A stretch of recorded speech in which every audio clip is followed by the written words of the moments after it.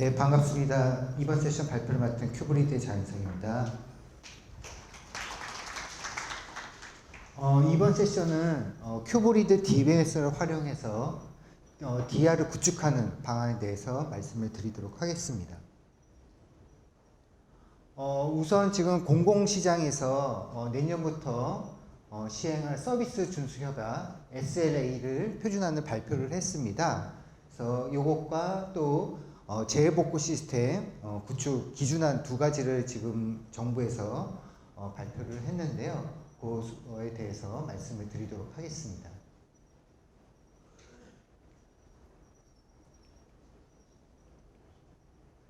우선 SLA 표준안입니다. 잘 아시다시피 민간 시장이든 공공 시장이든 SLA는 비즈니스의 연속성 보장, 중단 시간 최소화, 서비스 품질 관리, 그리고 복구 시간 목표 RTO, 그 다음에 복구 지점 목표 RPO, 그다음에 가용성 등으로 기준을 수립을 하였습니다.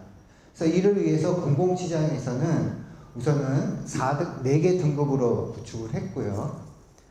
보시면은 국가 핵심 시스템을 1등급, 그 다음에 대국민 필 시스템을 2등급, 그리고 행정 중요 시스템을 3등급, 그리고 기타 일반을 4등급으로 구분을 줬습니다.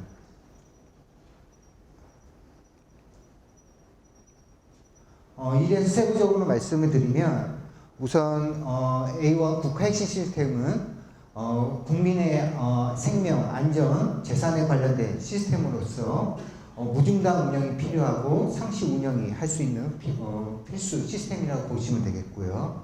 그 다음에 2등급 대국민 필 시스템은 대국민의 일상, 사회, 경제활동에 불편이 발생할 수 있는 시스템으로 무중단은 아니지만 신속한 복구가 필요한 시스템으로 정의를 했다고 보시면 될 것 같습니다. 3등급 시스템은 행정 공공 시스템에 공무원들이 쓰는 시스템이라 보시면 될 것 같고요. 그리고 이 내부 시스템도 일정 기간 업무 중단 시 국민의 불편에 우려가 있는 시스템들을 정의를 하였습니다. 나머지는 어떤 편의 증진 및 정보 시스템 제공 성격은 4등급으로 해서 각각의 시스템에 대해서 RTO와 RPO의 목표 시간을, 목표 수치를 확정을 했고요. 보시면 가용성 목표를 1등급 시스템은 99.92, 그리고 99.90, 99.88, 99.85입니다. 이 뜻은 무엇이냐면 1년 365일을 24시간으로 곱하면 8,760시간입니다. 이 시간 동안 장애가 발생할 때 허용하는 시스템을 산정을 했고요. 이거를 숫자로 산정을 하면 1등급이든 4등급이든 대부분 1년의 장애 허용 시간은 8시간에서 9시간 사이다라고 보시면 될 것 같습니다. 그래서 DR도 DR이지만은 시스템의 이중화든 이런 필요를 위해서 허용된 장애 시간에 복구를 완료해야지만 공공시장에서 제시한 어떤 요건에 충족할 수 있다라고 보시면 될 것 같습니다.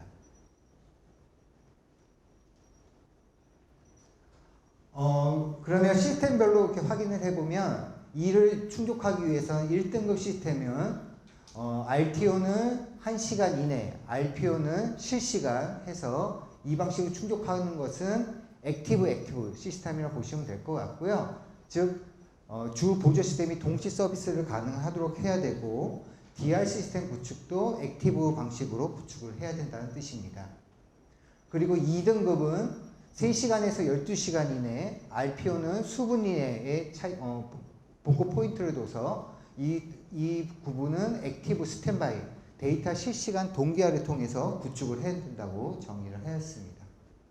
3등급 시스템은 1일에서 5일 이내, RPO는 마찬가지로 수분 이내, 그리고 권장 구축 방식은 스토리지 DR로 구축하는 부분이라고 보시면 될 것 같습니다.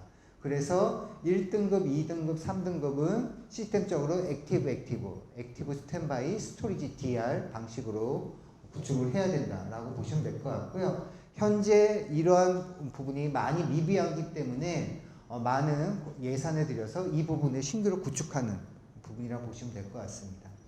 4등급은 일반적으로 여태까지 지금 일반적으로 진행하던 백업 매체를 통한 원격지 소산이라고 보시면 될 것 같습니다. 그래서 지금 현재 많은 공공 시스템들이 이 원격지 소산 수준에 머물렀던 것들을 이 세 가지의 상위 등급을 해서 많은 예산과 시간을 투여를 해서 이 시스템들을 구축하는 과정이라고 보시면 될 것 같습니다. 그럼 DR 구축 죄송합니다.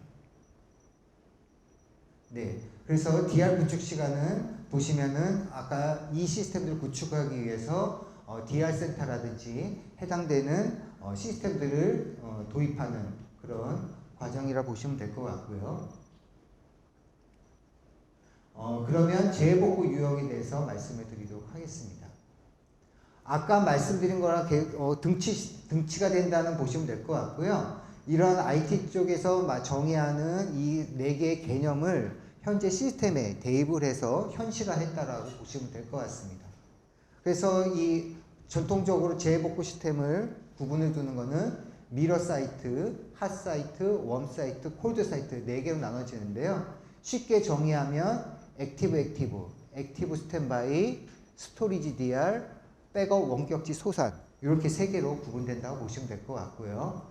차이점은 어떤 장애 복구 시간이라든지 RTO, RPO에 대한 차이만 있지 이 개념이 그대로 정보 정책에 녹아들었다고 보시면 될 것 같습니다. 여기서 가장 이제 시스템의 중요성 대비 투자 비용을 이제 판단을 해야 될 것 같은데요. 미러 사이트는 액티브 때문에 양 센터에 동시에 데이터를 처리하고 주센터와 동일한 시설과 대등한 시스템을 구축을 해놔야지 액티브가 운영이 가능하게 되어 있습니다. 그래서 가장 높은 비용이 발생을 하고 그리고 DR 센터를 그러면 유효 장비로 액티브 상태를 두는 게 아니라 여기는 서비스에도 좀 참여를 시키자 해서 분산 서비스까지 뭐 예를 들면 7:3이라든지 8:2로 DR 서비스도 유효 상태로 두지 말고 서비스에 참여시키는 방법으로 지금 논의가 되고 있습니다. 다음은 핫사이트입니다. 액티브 스탠바이입니다. 미러 사이트 액티브보다는 덜하지만은 주센터 유사한 수준의 시설, 즉 주센터가 장애 나면 여기도 서비스에 참여를 해야 되기 때문에 시스템을 미리 준비를 해놔야 되고요. 다만 그 시스템의 서버의 대수라든지 서버의 사양을 주센터보다는 좀 더 하향해서 좀 더 낮은 비용으로서 구축을 하는 그런 방식이라고 보시면 될 것 같습니다. 그래서 액티브 스탠바이기 때문에 실시간 데이터 복제로 운영이 된다고 보시면 될 것 같고 이 두 개가 상대적으로 많은 비용이 발생하는 환경이라고 보시면 될 것 같습니다. 웜 사이트는 잘 아시는 이제 스토리지 복제 방식, 스토리지 DR 방식입니다. 그렇기 때문에 스토리지만 우선은 DR을 구축해서 동기화를 해놓고 장애가 발생하면 이 복구 시간 안에 장비들을 투입을 해서 서비스할 수 있는 환경을 구축하는 그런 방식이라고 보시면 될 것 같습니다. 웜 사이트에서는 이제 스토리지 이중화하는 이런 데에 많은 비용이 투입된다고 보시면 될 것 같습니다. 다음 잘 아시는 이제 백업 소산하는 콜드 사이트고요. 가장 저비용이지만은 복구 시간이 많이 소요되는 부분이라고 보시면 될 것 같습니다.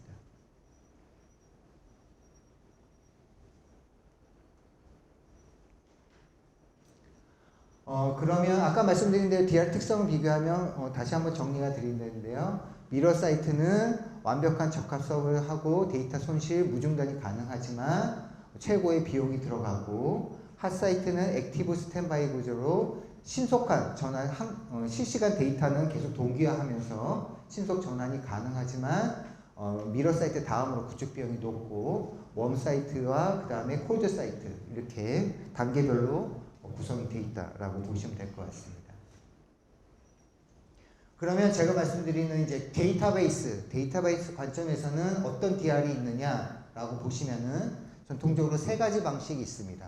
뭐 잘 아시는 백업 방식이 있고요. 그 다음에 데이터를 복제하는 리플리케이션 방식, 그리고 DR 솔루션들이 제공하는 스냅샷 방식, 이렇게 3가지로 전통적으로 이루어졌다고 보시면 될 것 같은데, 우선 백업 방식과 스냅샷 방식은 백업 RPO, 리커버리 포인트가 백업 시점과 스냅샷 시점들이 있기 때문에 만약에 장애 발생 시점에 대해서 시간 텀이 발생할 수가 있습니다.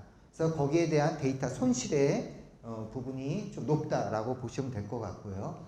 리플리케이션은 DB에서 제공하는 트랜지션 방식에 복제를 하고 있기 때문에 실시간으로 계속 트랜지션이 발생할 때마다 동기화를 하고 있습니다. 그래서 DB 입장에서는 리플리케이션 방식이 가장 데이터 손실이 적은 방식이다 라고 보시면 될 것 같고요. 그 다음에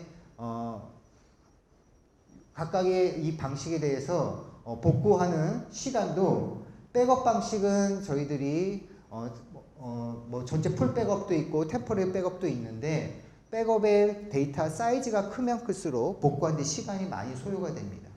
스냅샷 방식도 백업 방식보다는 시간이 단축이 되지만은 그 자체도 DB를 다시 복구하고 하는데 여러 가지 시간이 소요되는데 리플리케이션 방식은 DB에서 제공하기 때문에 DB의 역할만 액티브로 전환하면 바로 서비스에 투입을 할 수가 있습니다. 그래서 DBMS에서는 가장 추천하는 방식은 이 리플리케이션 방식이라고 보시면 될 것 같고 제가 뒤에 드릴 말씀도 이 리플리케이션 방식에 대한 설명이라고 보시면 될 것 같습니다. 그럼 큐브리드에서는 이 리플리케이션을 어떻게 구현하는지 설명을 드릴 텐데요. 큐브리드는 이를 큐브리드 HA 하이 어빌러티라고 저희들이 명칭을 하고 있습니다. 뭐 고가형성이나 일반어도 되지만은 큐브리드는 제품의 명칭으로 큐브리드 HA라고 정의를 하고 있고요. 큐브리드 H는 마찬가지입니다. 고가형성 데이터베이스 운영과 무중단 서비스, 오토 페일오버 실시간 데이터 동기화, 그리고 마스터 슬레이브 리플리카 노드, 그리고 로고 복제 반영, 핫빗 기반의 상태 감시, 이 모든 기능이 포함되어 있다 보시면 될 것 같고요. DBMS에서 이 리플리케이션을 구현하기 위해서는 세 가지 노드가 정의되고 있습니다. 액티브로 불리는 마스터 노드, 그리고 스탠바이라 불리는 슬레이브 노드, 그리고 읽기 전용 부하 분산이지만은 DR을 구축할 수 있는 리플리카 노드, 그리고 메시지를 탐지할 수 있는, 상태를 탐지할 수 있는 핫빗, 이렇게 구성이 되어 있습니다. 그래서 이 세 가지, 이거에 대해서 좀 더 자세히 설명을 드리도록 하겠습니다. 큐브리드 핵심 기능이고요. 이것들을 모두 커버하기 위해서는 이 6가지 기능이 중요 포인트라고 보시면 될 것 같습니다. 그래서 우선 먼저 자동 페일오버, 오토 페일오버입니다. 장애 감지 시 서버로서 문제가 있는 서버가 발생을 하면 자동 전환해서 서비스 중단을 최소화하고 연속성을 확보하는 방법이라고 보시면 될 것 같고요. 이거는 사람이 개입하지 않고 시스템적으로 자동적으로 장애를 인지하고 전환하는 기능이라고 보시면 될 것 같습니다. 그리고 항상 서버 간에 데이터를 동기화하기 위해서는 동기, 비동기, 로고 복제를 해야 되는데 이게 말씀드린 아까 일반적으로 말씀드린 리플리케이션 방식이라고 보시면 될 것 같고요. 거기서는 이제 동기와 비동기 방식 두 가지가 있다고 보시면 될 것 같습니다. 요게 큐브리드의 좀 다른 DB와 다른 부분이 있는데 큐브리드 DB는 3티어 아키텍처입니다. 보통 DBMS들이 애플리케이션과 서버 구조가 있는 반면에 큐브리드는 미드웨어로서 브로커라는 개념을 두고 있습니다. 그래서 브로커가 여러 가지 서버의 노드의 구성이라든지 모니터링, 장애 절체 전환에 대해서 역할을 하고 있고요. 이 시스템 구조는 서버의 무슨 장애라든지 DR 구성뿐만 아니라 수평 분할할 수 있는 DB를 스케일 아웃할 수 있는 기능을 통제한다고 보시면 될 것 같습니다. 그 브로커에 대한 모드가 여러 모드가 있고요. 그리고 노드 관리할 수 있는 아까 말씀드린 3개의 노드에 대해서 역할을 분리하고 핫빗을 해서 항상 실시간으로 서버들의 상태를 모니터링하는 부분이 있습니다. 중요한 거는 이게 가장 필요한 시스템들인데요. 이것들이 DB에 자동적으로 내장이 되어 있느냐, 아니면은 이거를 옵션으로 판매를 하느냐, 아니면 서드 파티 솔루션들이 필요하냐, 이 차이들이 있는데요. 큐브리드는 별도의 옵션도 아니고 별도의 비용이 발생하지 않고 모두 DB 엔진에 내장이 되어 있다라고 볼 수가 있습니다. 그래서 DB를 도입을 하시면 내부에 스케일 아웃 할 수 있는 HA 기능들 또는 DR을 구성할 수 있는 기능들이 별도 비용 없이 별도 옵션 없이 모두 내장이 되어 있다. 이게 큰 차이점이라고 보시면 될 것 같습니다. 다음 큐브리드 말씀드린 미드웨이 브로커입니다. 여러 가지 기능들을 하고 있는데 보시다시피 인터페이스 와스 부분에 DBMS 드라이버를 통해서 바로 서버로 데이터 서버로 교신하는 게 아니라 영역을 분리를 해서 어떤 큐잉, 로깅, 옵티마이징, 캐싱, 풀링 여러 가지 기능들을 담당을 하고 있습니다. 이런 거 부분에 여러 가지 서버에 관한 H에 관한 액세스 모드를 해서 서버에서 접근을 통제할 수가 있고요. 그리고 읽기 쓰기 트래픽들을 분산하는 부분들 그리고 장애 감지할 수 있는 여러 부분들을 저희들이 담당을 하고 있고요. 만약에 트랜지션이 많고 대용량 서비스다라고 하면 이게 한 서버지만 요거는 와스에 탑재되어 있다고 보시면 될 것 같고 요거는 한 서버 DB 서버에 탑재가 되어 있지만 이 브로커만으로도 물리적으로 서버를 분리를 할 수가 있습니다. 그래서 N개의 브로커 서버가 N개의 큐브리드 DBMS 서버를 관리할 수 있는 아키텍처로 구성이 가능하다라고 보시면 될 것 같습니다. 이런 브로커는 브로커 모드를 해서 서버에 접근하는 부분들을 저희들이 사전에 제어할 수가 있는데요. 우선은 리드 라이트, 데이터베이스를 읽고 쓰고 하는 부분들, 그리고 리드 온리 하는 부분들, 그리고 스탠바이 온리 하는 부분들로 서버의 상태와 역할에 따라서 접근을 제어할 수가 있고요. 브로커에서 사전에 그래서 보안이라든지 불필요한 접근은 브로커가 통제하고 있다라고 보시면 될 것 같습니다. 액티브와 다르게 액티브 스탠바이의 가장 큰 단점은 DB가 쓰기만 할 수 있는 마스터 서버가 기준점이 한 대가 있다는 뜻입니다. 액티브 서버들은 디스크를 클러스터링해서 N개의 라이트 안에 DB 서버가 있지만은 액티브 스탠바이 구조의 DBMS들은 마스터의 기준이 되는 서버가 있고 스탠바이가 읽기만 할 수 있는 스탠바이 서버가 구분이 되어 있기 때문에 그런 통제를 브로커 모드를 통해서 저희들이 접근 제어를 하고 있다라고 보시면 될 것 같습니다. 그럼 HA 노드에 대해서 이제 설명을 드리면 잘 아시다시피 HA 노드는 마스터 노드, 슬레이브 노드 이거는 여러분들이 뭐 잘 아시는 부분이라고 보시면 될 것 같고요. 마스터 서버와 슬레이브 서버는 액티브 스탠바이 상태로 스탠바이 서버에는 계속 액티브와 실시간으로 데이터를 동기화를 하고 있습니다. 이거 잘 아시는 부분이고 그러면 이 스탠바이 서버를 어떤 용도로 쓸 수가 있느냐 첫 번째는 마스터 서버가 장애가 났을 때 이거를 액티브로 전환을 해서 본인의 역할을 액티브로 전환을 해서 읽기, 쓰기 권한을 가져온다라고 보시면 될 것 같고요. 그 외에도 여기서는 만약에 여러 가지 부하가 발생을 했을 때 장애 절체용도 사용할 수 있지만은 데이터가 항상 동기화되기 때문에 읽기 서버 용도로도 사용을 할 수가 있습니다. 그래서 두 가지 용도로 사용할 수가 있고 그 외에 리플리카 노드는 어떤 뜻이냐면 슬레이브와 마찬가지 마스터 서버의 데이터를 실시간으로 동기화하는 건 마찬가지지만 마스터 서버가 장애가 났을 때 액티브로 전환되는 역할은 하지가 않습니다. 그렇기 때문에 리드 온리 역할을 하거나 어떤 DR의 용도 또는 어떤 통계라든지 분석 또는 여러 가지 스케일 아웃 할 때 용도로 사용할 수가 있습니다. 이 부분은 좀 더 뒤에 대해서 설명을 좀 자세히 좀 드리도록 하고요. 그래서 이 세 개의 역할을 저희가 정의를 할 수가 있고 기본적으로 마스터 서버는 액티브 스탠바이 구조에서는 한 대입니다. 한 대여야 되고 슬레이브와 리플리카 노드는 N대로 얼마든지 스케일 아웃 할 수 있다라는 구조라고 보시면 될 것 같고요.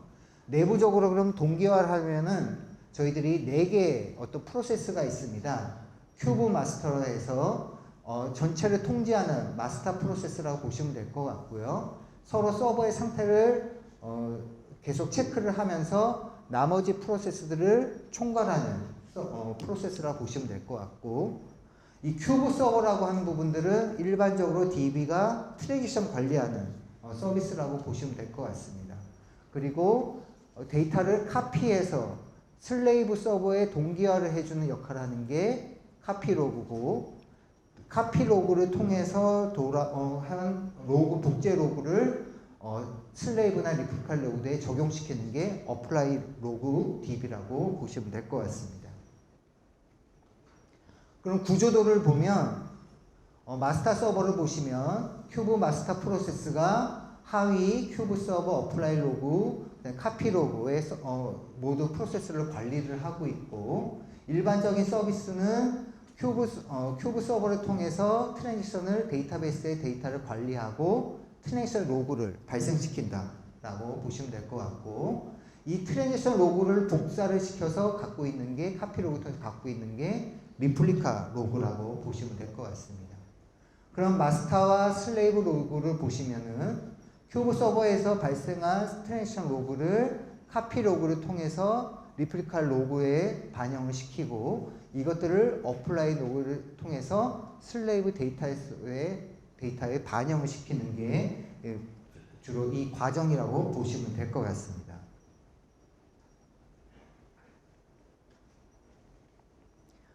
좀 더 이제 자세히 들어가 보면 큐브 마스터는 핫빗의 주기는 1초마다입니다.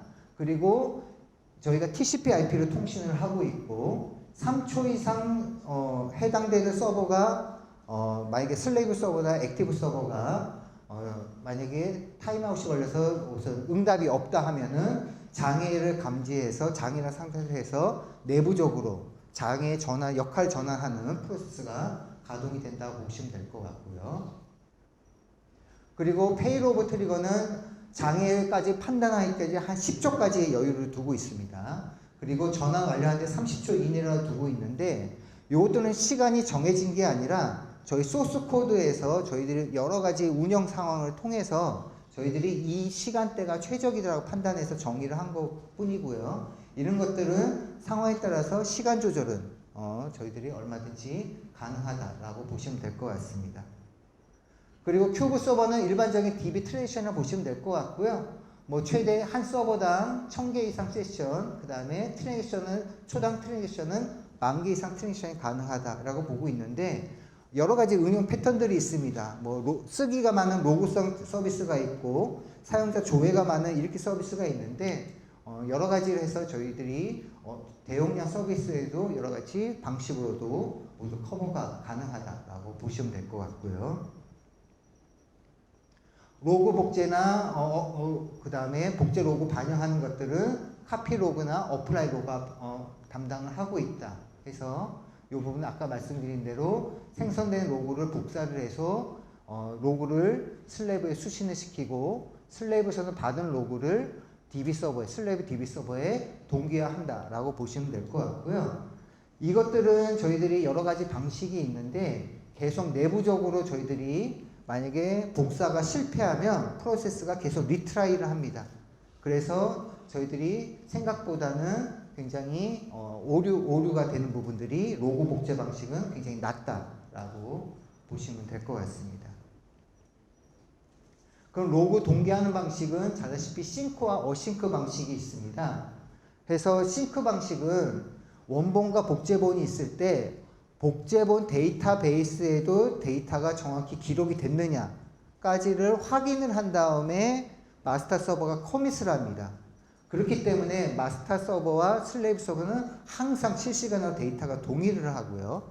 그 다음에 단점은 슬레이브 서버까지 기록이 되는 걸로 확인을 하기 때문에 스탠드 언론 환경보다는 커밋 시간이 좀 더 오래 걸릴 수 있다라고 볼 수가 있습니다. 그리고 어싱크 방식은 원본의 쓰기를 완료하지 않고 아까 카피 로그가 어플라이 로그에 보내기만 하면은 마스터 서버에 커밋을 하는 방식입니다. 그렇기 때문에 단점은 실시간으로 데이터가 동기화하는 시간 텀이 있을 수가 있고요. 뭐 텀이 찰나일 수도 있지만은 만약에 오류가 발생했을 때는 백단에서 리트라이를 계속 하겠지만은 스탠드 언론보다는 데이터 동기화하는 시간이 필요를 하다. 단지 커밋을 미리 어플라이 로그에 보낸 다음에 커밋을 하기 때문에 스탠드 언론과 커밋 시간은 대동소이하다 라고 보시면 될 것 같습니다. 그래서 환경에 맞춰서 저희들이 구축을 하는데, 저희 전통적으로는 같은 센터 안에 액티브 스탠바이가 있을 때는 저희들이 싱크 모드를 추천을 해드리고요. DR 센터 같이 원격지, 뭐 50km 이내 뭐 이런 부분들이 있는데, 원격지에 있을 때는 원격지의 네트워크 전송 시간이 있기 때문에 원격지 관리에 DR 센터 관리할 때는 어싱크로 저희들이 모드를 구성하기를 추천을 해드리고 있습니다. 핫빗은 1초 단위로 저희들이 교환을 하고 있고요. 각각의 노드 상태로 양방향 통신을 하는 방법이다라고 보시면 될 것 같습니다. 그러면 아까 말씀드린 오토 페이로버가 있는데, 오토 페이로버는 말씀드린 대로 자동으로 시스템적으로 전환을 하기 때문에 관리자가 인지를 안 해도 서비스가 정상적으로 가동이 된다 보시면 될 것 같고요. 스위치 오버는 관리자가 개입을 하는 부분입니다. 그래서 이 서비스의 용도에 따라 다른데, 저희들이 DR 센터는 스위치 오버를 권장을 해드리고 있습니다. 왜 그러냐면 DB만 자동으로 전환된다고 되는 게 아니라 DR 센터의 서비스를 가동을 시키려면 애플리케이션 서버, 웹 서버, 왓스 서버, 뭐 스토리지 여러 가지가 준비가 돼야 되기 때문에 DB만 혼자 가동이 된다고 하면은 서비스에도 혼란을 가중시키기 때문에 관리자들이 개입을 해서 모든 시스템이 전체적으로 정상이 됐을 때 관리자가 수동으로 전환을 한다라고 보시면 될 것 같고요. 큐브리드에서 수동 전환하는 의미는 큰 작업이 아니라 액티브 서버가 죽었으니 액티브 서버 스탠바이 서버가 서비스를 못하니 리플리케이션 서버를 액티브 서버로 선언해주는 스크립트를 실행을 시키고 서버를 리스타트만 해주는 게 수동 전환이라고 보시면 될 것 같습니다. 그래서 그 작업 자체는 그냥 1분 안에 이루어지는 작업이라 보시기 때문에 수동 전환이라 해도 큰 관리자가 어떤 개입을 해서 어떤 큰 작업을 할 필요가 없고 1분 안에 전환을 할 수 있는 어떤 프로세스다라고 보시면 될 것 같습니다. 그래서 오토 페이로버에 대해서 성능 지표를 말씀을 드리면, 저희들이 조건을 CPU 행이나 메모리 고갈, 디스크 고갈, 네트워크 단절, 뭐 프로세스 종료, 셧다운을 모두 해보면 다 15초에서 10초 이내로 장애 절차가 다 가능하다라고 보시면 될 것 같고요. 말씀드려서 스위치 오버하는 부분들도 저희들이 1분 이내에 다 전환을 하기 때문에 공공시장에서 요구하는 어떤 12시간 이내라는 목표 지점보다 훨씬 빠르게 저희들이 대처를 할 수 있다라고 보시면 될 것 같습니다.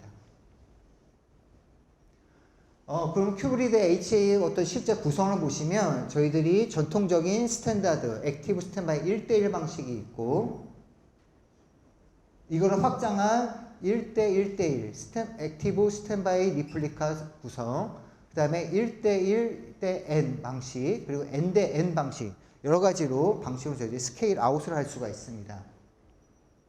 구성을 보시면 전통적으로 액티브 스탠바이 서버로 1대1로 구성을 할 수가 있고, 아까 말씀드린 대로 이 브로커 서버는 물리적으로 브로커 서버를 분리할 수도 있다. 싱크 조건도 관리자가 설정을 할 수가 있고 데이터를 실시한 동기화 방식.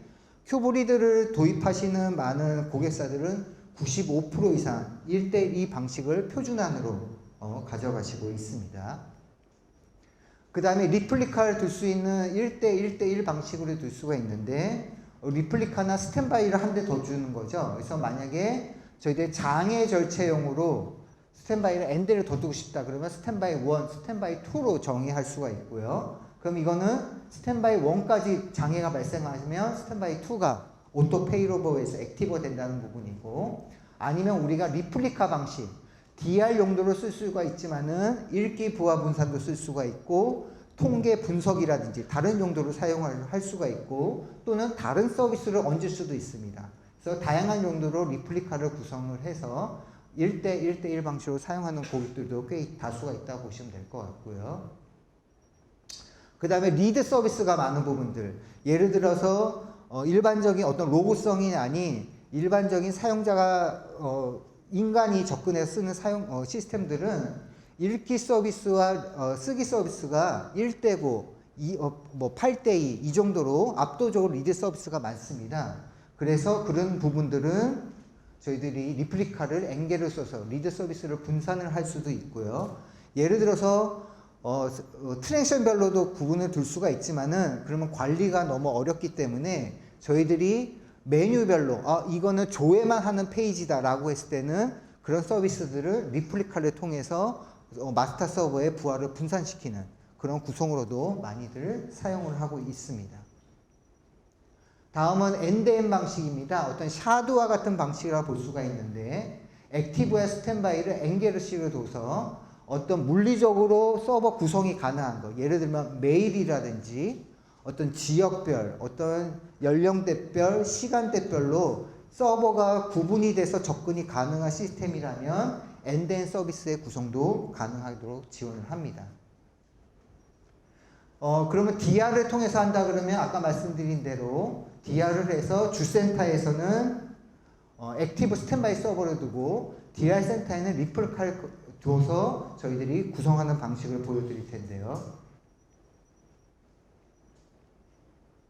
말씀드린 대로 주센터에는 액티브 스탠바이 그리고 DR 센터에는 원격지 DR 센터에는 리플리카를 구성을 둬서 내부에서는 싱크 방식으로 데이터를 동기화하고 원격지에서는 어싱크 방식으로 데이터를 돼서 이 세 대가 모두 항상 실시간으로 데이터를 동기화하고 있고,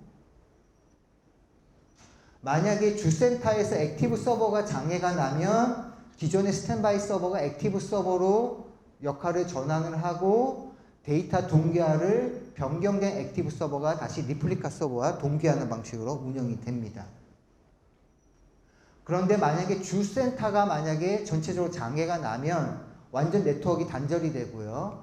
그러면 관리자가 이 서버를 액티브 서버로 스위치 오버해서 전환을, 아까 말씀드린 대로 액티브 서버로 스크립트로 전환을 하고 리부팅만 하면은 이 DB 서버는 액티브로 뭐 약간의 어떤 트랜지션 텀이 있으면 뭐 최소한의 데이터 손실률을 가진 데이터 서비스가 재개가 된다라고 보시면 될 것 같습니다.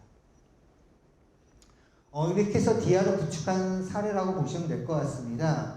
지금 정부 기관들의 온나라 시스템들이 큐브리드로 표준으로 이제 전국에 배포가 되어 있는데요. 저기 시에서 구축한 사례라고 보시면 될 것 같습니다. 일반적인 모드 전산실의 시스템들은 아까 말씀드린 대로 DR 솔루션을 해서 스냅샷 방식으로 구청에 DR 센터를 구축을 하고 있고요. 이 온나라 시스템은 데이터의 보존율이 굉장히 중요한 시스템이기 때문에 따로 저희들이 액티브 스탠바이는 주 전산실에 있고 CCTV 관제센터에 또 다른 DR 센터를 둬서 리플리카로 데이터를 동기화해서 스냅샷 방식 대비 데이터 손실률을 적고 빠르게 복구할 수 있도록 온나라 시스템만 특별히 큐브리드의 HA 기능을 통해서 구축한 사례라고 보시면 될 것 같습니다. 공공 부분을 보시면은 지금 국가정보자원관련 잘하시는 화재를 통해서 하고 있는데요. 대정보는 광주센터, 대구센터, 공주 백업센터가 액티브 스탠바이 방식으로 구축을 할 예정이 있고요. 지금 올해까지 ISP를 마치고 본격적으로 구축할 예정이고 그 안에는 큐브리드 시스템도 다수 포함이 됐다 보시면 될 것 같고요.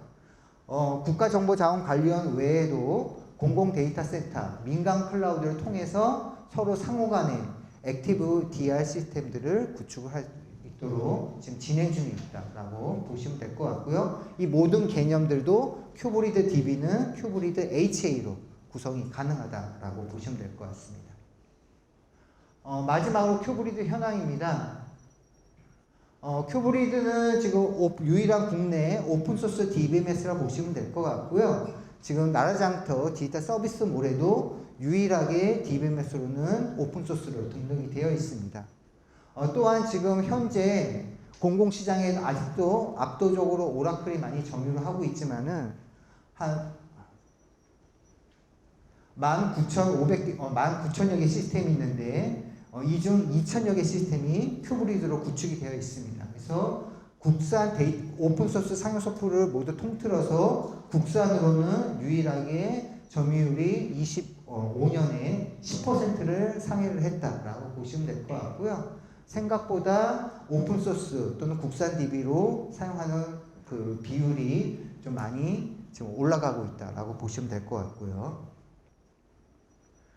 큐브리드, 마지막으로 큐브리들은 92년에 상용으로 출발을 했습니다. 상용으로 출발을 하다가 2008년에 저희들이 네이버와 같이 오픈소스로 전환을 했다 보시면 될 것 같고요. 그래서 이때 2008년에 오픈소스로 전환해서 지금까지 국내에서는 유일하게 오픈소스 체계를 유지하면서 남아있고, 현재 최신 버전은 큐브리드 11.4 버전으로 저희들이 배포되고 있고, 큐브리드는 나라장터 디지털 서비스몰에 연간 단위로 서브스크립션 방식으로 저희들이 판매를 하고 있어서 얼마든지 기간별로 사용하는 큐브리드에서 저희들이 구매를 할 수가 있고, 제가 아까 말씀드렸다시피 DR이건 HA건 모두 내장이 되어 있기 때문에 별도 비용 없이 모두 HA나 DR을 구축할 수 있는 DBMS라고 말씀을 드리겠습니다.